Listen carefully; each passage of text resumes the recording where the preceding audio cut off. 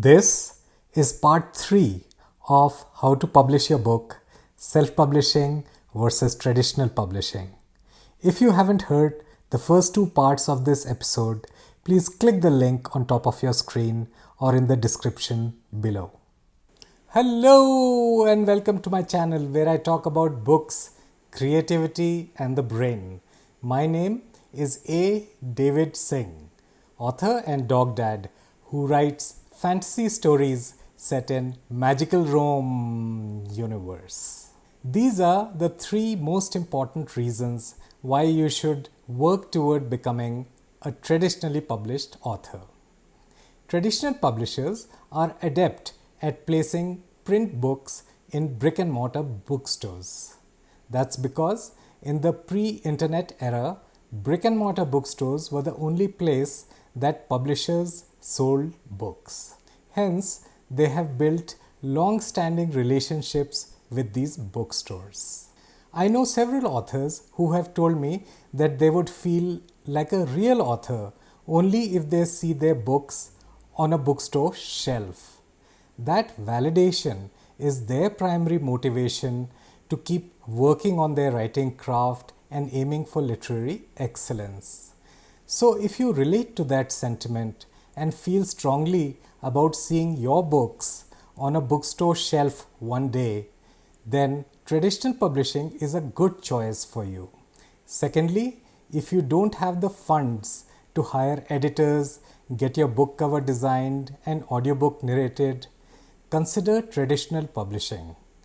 Once you sign a publishing contract, then it is the publisher's responsibility to provide these services, either through their in-house staff or by hiring freelancers at no cost to you. And lastly, if you have aspirations to win awards like the Pulitzer Prize or the Booker Prize, or want your book to have a shot on the prestigious New York Times bestseller list, then again, traditional publishing is the ideal choice for you. The powers behind literary accolades typically favor traditionally published books. While it is true, traditional publishing is a tough institution to break into, comes at the cost of losing control over your books, and is time intensive. But if the challenge and the stakes involved excite you, then you owe it to your creative self to pursue traditional publishing. And now let's discuss why you should aim to become a self-published author. If you have an entrepreneurial mindset and are looking for a flexible, customizable solution to running your author career, then self-publishing is a fantastic choice for you. The self-published author wears 2 hats, the author hat and the publisher hat. These 2 hats come with 2 levels of freedom.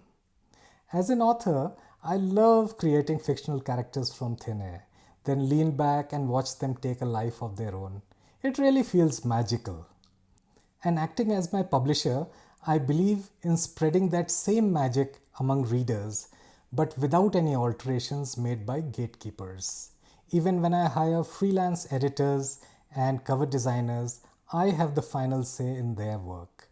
Similarly, self-published non-fiction authors have complete freedom to articulate their ideas and share their unique worldviews with readers. This creative freedom to write stories and ideas and deliver them to readers in their original form is very empowering to authors. The second type of freedom is what I like to call the freedom to orchestrate. When you wear the author hat and the publisher hat simultaneously, you don't need permission to publish, market, and sell your books. This freedom to orchestrate their careers on their own terms is another factor that attracts authors to self-publishing. A word of caution here. Even though self-published authors enjoy enormous freedom, it is easy to fall into the trap of mediocrity. Indeed, many have. You may have heard statements like, self-published books are not well written, or self-published books are overhyped, or even anyone can self-publish nowadays. If you are leaning towards self-publishing, ponder over this. With great freedom comes great responsibility. As the author-publisher, it is your primary responsibility to write a quality book, get it edited by a professional editor, and have an appealing book cover designed.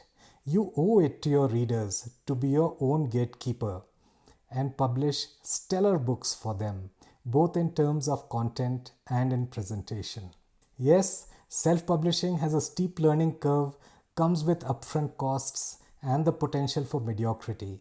But if you're willing to put in the time to learn, experiment, and execute your plans, and dedicate yourself to producing well-written and well-presented books, then definitely choose self-publishing. So far, we have talked about the differences between self and traditional publishing. But there are two factors that are equally relevant to both self-publishing and traditional publishing. Both these factors are non-negotiable and both of them are completely within your control. The first one is not a secret, it is marketing.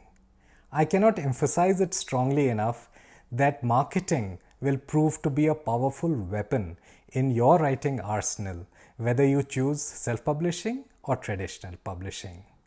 You'll find YouTube a wonderful starting point to learn about marketing. Spend some time on YouTube. Find people whose advice and instruction you connect with. Devour their videos. Visit their websites. Join their email lists. Follow them on social media and listen to their podcasts. People who teach marketing on YouTube and podcasts, many of them write books. Read those books.